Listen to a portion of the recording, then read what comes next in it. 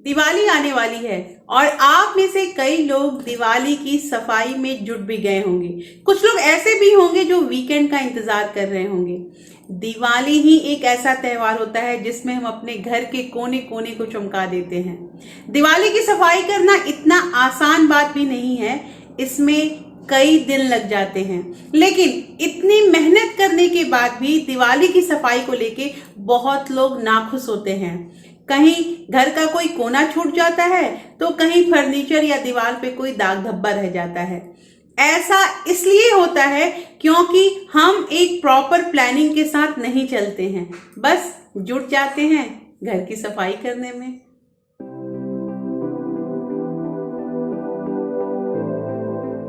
Hello everyone, welcome back to my channel real life with Tuku. कैसे हैं आप लोग? आई होप आप बहुत अच्छे होंगे और सेहतमंद होंगे और आप लगातार मेरी वीडियो के साथ भी बने हुए होंगे। दोस्तों, आज की जो वीडियो है, इस वीडियो में हम बात करेंगे कि हम जो दिवाली की सफाई करते हैं उसमें हमें घर को कैसे सफाई करना है। देखिए, कहने का मतलब ये है कि सारे लोग, मोस्टली हर कोई दिवाली में अपने घर को साफ करता है और ये कई दिनों से ये सिलसिला स्टार्ट हो जाता है। और खासकर जो गृहिणियां होती है ना, उनको बहुत टेंशन होता है कि हमें दिवाली की सफाई करनी है तो हमें ये स्टार्ट करना है। और जो दो लोग मिलते हैं अक्सर यही बात करते हैं, आपकी घर की सफाई हो गई, आपने कितना किया, कौन कौन सा पार्ट हो गया आपका। ये सब बातें औरतों के बीच में जरूर होती है क्योंकि उनको एक हेडेक होती है सफाई करने की। दोस्तों, ये वीडियो काफी उपयोगी होने वाला है क्योंकि इस वीडियो में हम बात करेंगे कि आपको जो घर की सफाई करनी है उसके लिए आपको प्रॉपर प्लानिंग करनी होगी। क्योंकि बहुत कम लोग जानते हैं कि घर की सफाई कैसे की जाती है। मतलब कहने का ये है कि घर की सफाई तो सब कर लेते हैं, लेकिन ये जो प्लानिंग से करना है, इसमें जो हमारा घर का एक एक कोना है वो साफ भी हो जाएगा। और ये वीडियो इसलिए इंपॉर्टेंट है क्योंकि यहाँ मैं आपको किचन से लेके बाथरूम तक और हर एक रूम का कैसे आपको सफाई करना है और कैसे प्लानिंग करना है, ये सारा कुछ मैं बताऊंगी। दोस्तों, अक्सर ऐसा होता है कि जो गृहिणियां होती हैं या कोई जो वर्किंग होती हैं वो भी वेट करती हैं कि हमें वीकेंड में छुट्टी मिलेगी तब हम अपने घर की सफाई शुरू करेंगे और लग जाते हैं। घर में ऐसा नहीं है कि औरतें ही लगती हैं, उनके साथ उनके हस्बैंड भी उन्हें सहयोग करते हैं दिवाली की सफाई में, क्योंकि दिवाली है ही इतना बड़ा त्योहार। तो चलिए स्टार्ट करते हैं वीडियो को। और वीडियो स्टार्ट होने से पहले एक नम्र निवेदन है कि अगर आप लोगों ने अभी तक रियल लाइफ विद टुकू को सब्सक्राइब नहीं किया होगा तो प्लीज दोस्तों सब्सक्राइब कर लीजिए अपने इस चैनल को और साथ में जो बेल आइकन है उसे भी जरूर प्रेस कर दीजिएगा ताकि ऐसे ही इंटरेस्टिंग वीडियो के नोटिफिकेशन आपको मिलते रहें। दोस्तों, वीडियो पसंद आए तो एक लाइक जरूर कर दीजिएगा। तो चलिए स्टार्ट करते हैं वीडियो को।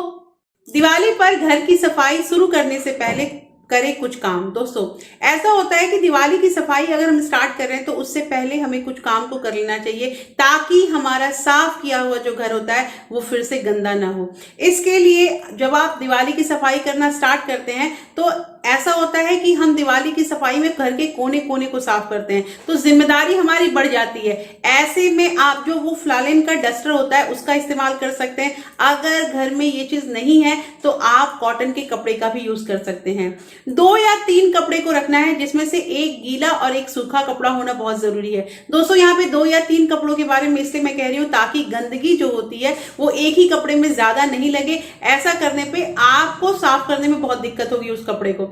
इसके अलावा दोस्तों, जो हमारा ये बेड बॉक्स होता है इसमें हम शायद साल में एक बार या खोलते भी नहीं है, तो यही दिवाली का टाइम आता है जिसमें हम अपने बेड बॉक्स को खोलते हैं। तो बेड बॉक्स ऑर्गेनाइज करने से पहले जो उसमें जो कपड़े रखे रहते हैं उसे हमें एक बार धूप जरूर लगाना चाहिए और अपने बिस्तर को भी धूप लगाना बहुत जरूरी है। इसके अलावा जो भी हमारे कपड़े होते हैं, जैसे मोस्टली हम क्या करते हैं कि गर्मी के जो कपड़े होते हैं उसको अब बेड बॉक्स में रख देते हैं और उससे वुलन को निकालना भी दिवाली के टाइम में ही स्टार्ट कर देते हैं। तो गर्मी के कपड़ों को जो हम बॉक्स में रखेंगे तो हमें वहां पे नेफ्थोलिन के बॉल्स जो होते हैं फिनाइल वाले, वो भी हमें साथ के साथ लगा देना चाहिए। ऐसा करने से ये होता है कि हमारे कपड़े सुरक्षित होते हैं, उसमें कीड़े मकोड़े नहीं लगते हैं और इसके अलावा एक दुर्गंध जो होती है उससे भी हमारे कपड़े बच जाते हैं। तो दोस्तों, ये करना बहुत जरूरी है कि हमें एक बार धूप लगाना कपड़ों को बहुत जरूरी है।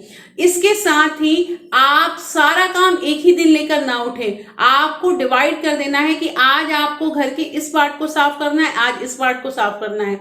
इसके साथ ही मान लीजिए कि आपको पर्दे या फिर सोफा कवर, कुशन कवर ये सब अगर धोना है तो आप दिन डिसाइड कर लीजिए कि जैसे पहले दिन आपने पूरा घर का जितना भी पर्दा है उसको वॉश किया, सेकंड दिन जो है आप अपने सोफा का कवर और कुशन कवर वगैरह जो है उसको वॉश कीजिए, और थर्ड दिन जो घर के बेडशीट्स हैं उसको धोइए। ऐसा करने से ये होगा कि आपके कपड़े भी साफ होंगे और आप ज्यादा थका हुआ भी नहीं महसूस करेंगी। तो ये सब करना हमें दिवाली की सफाई करने से पहले बहुत जरूरी है। सेकंड बात यहाँ पे आती है कि दिवाली की सफाई करने के लिए हम खुद को कैसे तैयार करें। तो दोस्तों, हमें सफाई करने से पहले अपने ऊपर भी ध्यान देना बहुत जरूरी है। कहने का मतलब ये है कि हमें अपने बालों में तेल लगा लेना चाहिए, अपने चेहरे पे कोई क्रीम लगा लेना चाहिए, ताकि जो डस्ट वगैरह होता है वो हमारे बाल से और हमारे जो स्किन है उससे चिपके ना। इसके अलावा दोस्तों, हमें अपने जो नाखून है उसमें नेल पेंट लगा के ही घर की सफाई करनी चाहिए। ऐसा करने से ये होगा कि जो हमारे नाखून होते हैं वो गंदे नहीं होंगे। नेल पेंट को हम फिर से उसे मतलब थिनर के थ्रू हटा सकते हैं, इसलिए नेल पेंट लगा के ही घर की सफाई कीजिए। इसके अलावा दोस्तों, जब हम मकड़ी के जाले हटाते हैं या फिर पंखे वगैरह को साफ करते हैं तो हमें आंखों में चश्मा लगा लेना चाहिए। बहुत लोग ऐसा भी करते हैं कि अपने बाल को, अपने फेस को कवर कर लेते हैं, तो ये भी बहुत अच्छा चीज है और ये सब चीज करना हमें बहुत जरूरी है। साथ के साथ देखिए दोस्तों, दिवाली की सफाई 1 या 2 दिन में नहीं हो जाती है, हर घर में मोस्टली 3 से 4 दिन लगता ही है। तो आप बारी बारी काम कीजिए और आप, मैंने पहले भी कहा कि आप पार्ट डिवाइड कर लीजिए कि जैसे आपने आज किचन की सफाई करनी है तो आज आपको स्टोर रूम देखना है, आज आपको बाथरूम देखना है। ऐसे करके अगर डिवाइड कर लेंगे तो आपका काम जो है वो आसान हो जाएगा। तो दोस्तों, सबसे पहले अपने आप को प्रिपेयर करें, बीच बीच में कुछ खाते रहिए और पानी ज्यादा से ज्यादा जरूर पिएं। अब बात आती है कि दिवाली में कैसे करें किचन की सफाई। दोस्तों, किचन को साफ करना एक बहुत टफ जॉब होता है, क्योंकि ऐसा होता है कि किचन की सफाई करना डिफिकल्ट इसलिए होता है दोस्तों, क्योंकि उसमें जो तेल वगैरह के छींटे पड़ते हैं उससे जो किचन के टाइल्स होते हैं वो बिल्कुल चिपचिपे हो जाते हैं और उस पर धब्बे ज्यादा हो जाते हैं, तो इसमें सबसे ज्यादा टाइम लगता है। तो आपको सबसे पहले ये करना है कि आप जो पहले दिन आपने काम स्टार्ट किया है तो आप किचन से ही स्टार्ट कीजिए, क्योंकि कहा जाता है ना कि सबसे भारी काम अगर हम स्टार्टिंग में ही कर देंगे तो छोटे छोटे काम तो इजीली हो जाते हैं।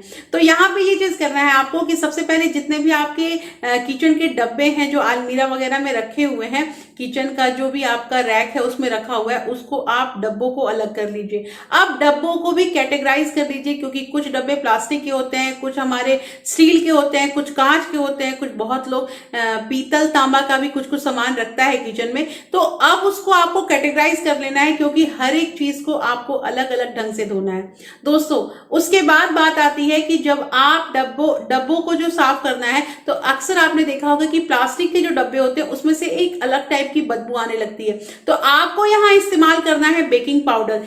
गर्म पानी में बेकिंग सोडा जो होता है उसे, बेकिंग पाउडर नहीं दोस्तों, बेकिंग सोडा की बात हो रही है। बेकिंग सोडा को आप गर्म पानी में मिक्स कर लीजिए और उससे अगर आप अपने जो प्लास्टिक का डब्बा या टिफिन बॉक्स है इसको अगर साफ करते हैं तो उसमें से बदबू गायब हो जाएगी। इसके अलावा जो पीतल वगैरह के जो बर्तन होते हैं, तो पीतल के बर्तन के लिए खट्टी चीजों का इस्तेमाल करते हैं, जैसे बहुत लोग इमली से उसे वॉश करते हैं। आजकल तो मार्केट में पीताम्बरी नाम से एक चीज भी आता है, ये आजकल नहीं, ये पुराना है, तो इससे भी आप पीतल के बर्तनों को या तांबे के बर्तनों को साफ कर सकते हैं। लेकिन खट्टी चीजों से कहा जाता है कि पीतल और कॉपर का जो भी यूटेंसिल्स होता है वो बहुत अच्छे से चमक जाता है। ऐसे ये सब जो मेटल्स के बर्तन है अब तो किचन में कम यूज होने लगे हैं, फिर भी कुछ चीजें रहती ही हैं। इसके अलावा दोस्तों, जो आपको कांच का बर्तन धोना है उसको आप सिंपल जो भी आपका डिटर्जेंट पाउडर है उससे आप साफ कर सकते हैं, लेकिन कांच के बर्तन को धोने से पहले जल्दबाजी नहीं करना है, क्योंकि उसमें थोड़ा सा भी अगर हम जल्दबाजी करते हैं तो बहुत बड़ा एक्सीडेंट हो सकता है। इसलिए इस चीज को ध्यान रखना है और काम सहूलियत से करना है।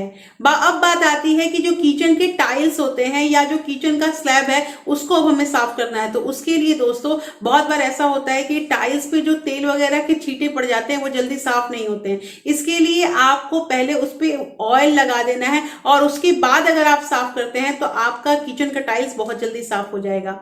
उसके बाद बात आती है, अगर आपके जो किचन में चिमनी वगैरह है, गैस पाइपलाइन है या सिलेंडर है, उसको भी आपको साफ करना है। और लास्ट में आपका आता है हमारे किचन का फ्लोर, तो उसे भी हम सिंपल डिटर्जेंट थोड़ा सा उस पर छिड़क के और उससे हम झाड़ू से अच्छे से साफ कर सकते हैं और लास्ट में उसे वाइपर से हम उस पानी को निकाल सकते हैं। जब किचन हमारा अच्छी तरह से सूख जाए तो अब हमारा टाइम आया है कि हम उसमें फिर से अपने सारे जो सामान है उसको सजा दें। और अगर आप थोड़े क्रिएटिव हैं तो अपने किचन को एक नया लुक भी दे सकते हैं। तो ऐसे अगर हम काम करें तो पहले दिन का हमारा किचन का जो सफाई है वो कंप्लीट हुआ।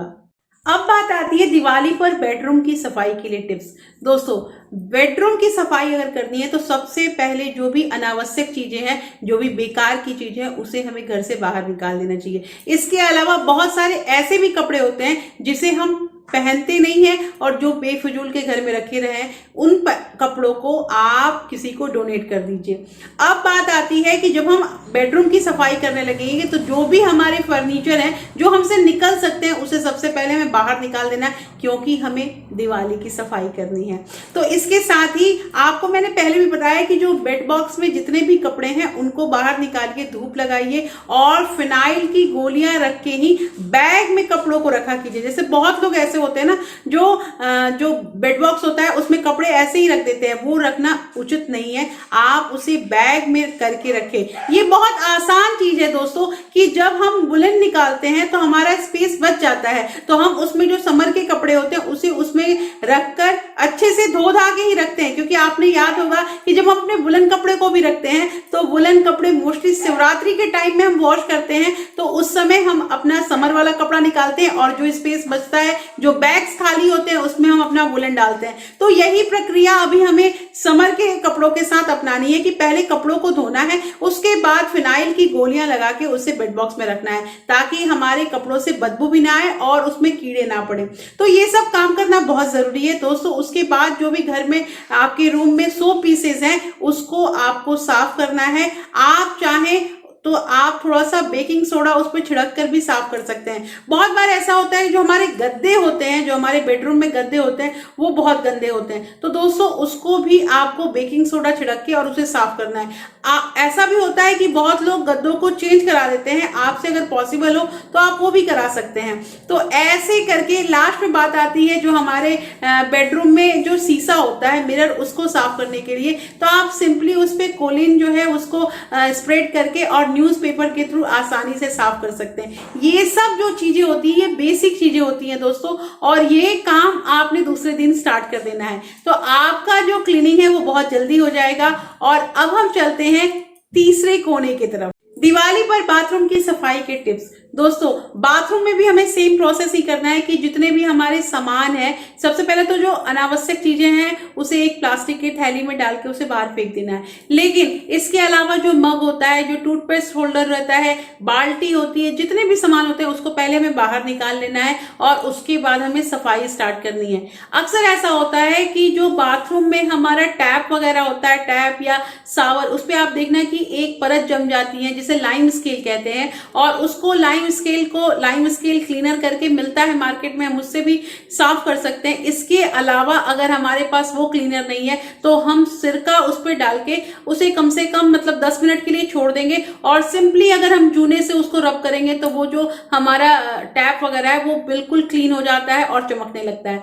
उसके बाद हम स्टार्ट करेंगे उसके टाइल्स की। तो टाइल्स को मैंने पहले ही बताया आप लोगों को, बेकिंग सोडा और उसमें थोड़ा विनेगर मिक्स करके हम टाइल्स पे अगर एक परत इसकी लगा देते हैं और फिर सिंपली अगर हम जूने से रगड़ते हैं, हमें कोई डिटर्जेंट डालने की भी जरूरत नहीं होती है, हमारा टाइल्स जो होता है वो नीट एंड क्लीन हो जाता है। उसके बाद दोस्तों हम फ्लोर को भी उसी तरह से साफ कर देंगे और साफ करने के बाद हम उसे अच्छी तरह से धोने के बाद छोड़ देंगे बाथरूम को, क्योंकि जब तक बाथरूम हमारा सूखेगा नहीं तब तक हमें जो हमने सामान बाहर निकाला था उसे उसमें अरेंज नहीं करना है। जब 1 घंटे के बाद हमारा बाथरूम सूख जाता है तो उसके बाद हम यूज कर सकते हैं। साथ में जब हम बाथरूम यूज कर रहे हैं तो अपना जो हमारा टॉयलेट सीट है उसे भी साथ के साथ साफ कर लेना है। तो दूसरे दिन जो है हमारे बेडरूम और बाथरूम की भी क्लीनिंग हो गई। अब बात आती है दिवाली पर ड्राइंग रूम की सफाई।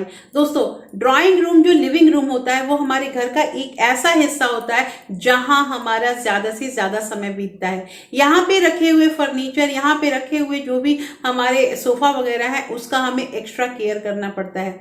बहुत बार ऐसा होता है कि जहां हम ज्यादा समय बिताते हैं वहां के सामान ज्यादा गंदे होते हैं, तो इसको साफ करने के लिए हमें थोड़ा टाइम ज्यादा देना होगा।